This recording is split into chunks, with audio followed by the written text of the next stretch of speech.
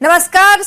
Special report में बहुत स्वागत है आप सभी का। मैं हूं आपके साथ सृष्टि शेखर पांडे और सबसे पहले बात करेंगे अमेरिकी राष्ट्रपति डोनाल्ड ट्रंप और इजराइल के प्रधानमंत्री बेंजामिन नेतन्याहू की। व्हाइट हाउस में इनकी मुलाकात हुई है। अब इस मीटिंग में ईरान के साथ चल रही बातचीत, गजा की मौजूदा सिचुएशन और पूरे रीजन के हालात पर चर्चा हुई। मुलाकात के दौरान नेतन्याहू ने कहा कि किसी भी बातचीत में इजराइल की सिक्योरिटी सबसे बड़ी जरूरत है।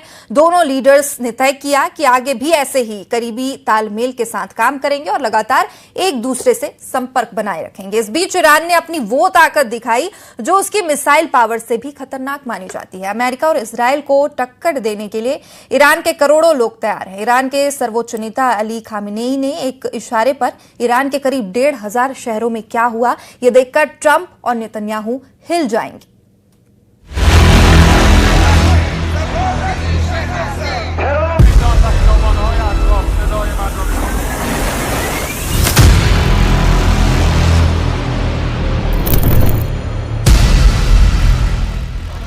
ईरान में इस्लामिक क्रांति की 47वीं सालगिरह है और पूरा ईरान सड़कों पर है।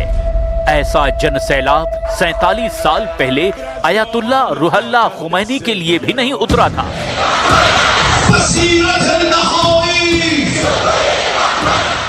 ऐसा जनसैलाब 1979 में ईरान में हुई इस्लामिक क्रांति के दौरान भी नहीं दिखाई दिया था।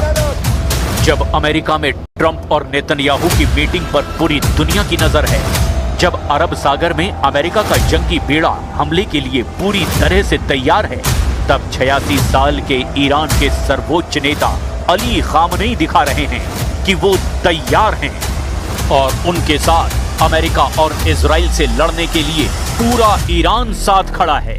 1979 में हुई क्रांति के 47 साल बाद 2026 में भी ईरान अमेरिका को ललकार रहा है। ये तेहरान का मैदान आजादी है।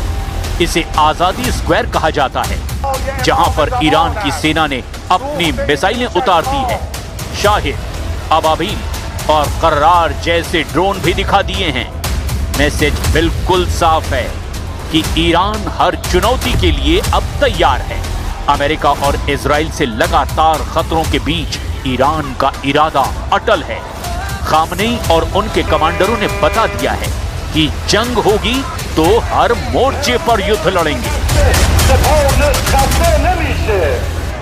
और ऐसे हर मोर्चे के लिए ईरान के 5 करोड़ लोग तैयार हैं। ये मजमा ही खामेनेई का शक्ति प्रदर्शन है।